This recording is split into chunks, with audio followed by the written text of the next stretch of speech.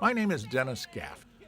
Well, this is all you'll see of me because I'm shooting the video behind the camera where I belong. This is my darling wife, Kathy, who is helping me into my second childhood by allowing me to fulfill a lifelong fantasy. So how do you like your new boat? Only a few months after a chance sighting on the Potomac River in Washington, Kathy and I purchased Le Bateau Sans Souci. That's the boat of no worries in French. A 1959 Newporter pilot house Ketch, and took the first step towards becoming a cruising couple. We bought our boat from Judy Knight and Alon Goldfarb, a Canadian couple who had been living aboard for several years and were moving up to a bigger boat. Fortunately for us, they agreed to come along on our maiden voyage as we sailed the Sans Souci from Mystic, Connecticut to its new home port on the Chesapeake Bay. Our course took us west up the Long Island Sound and through the East River, giving us a dramatic view of downtown Manhattan.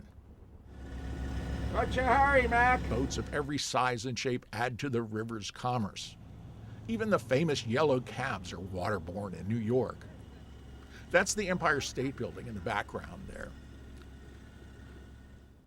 We passed the New York Seaport Museum, where historic sailing ships are on public display, a reminder of the city's maritime past, which brought us into view of Lady Liberty. From there, we headed out Verrazano Narrows into the Atlantic for an uneventful outside passage.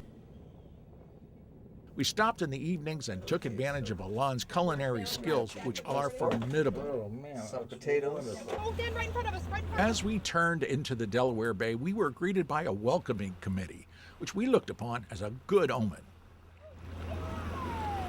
We sailed up the Delaware Bay and made a nighttime crossing through the Chesapeake and Delaware Canal, putting us at the upper end of Chesapeake Bay. The Sans Souci is an elegant old lady, and you certainly couldn't describe her as a racing craft. But once we got into the bay, she must have known she was at home.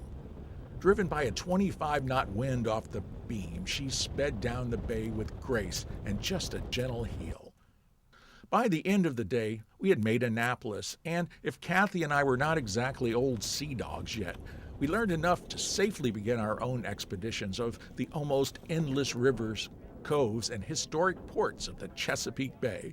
And after that, who knows where the boat of no worries will take us.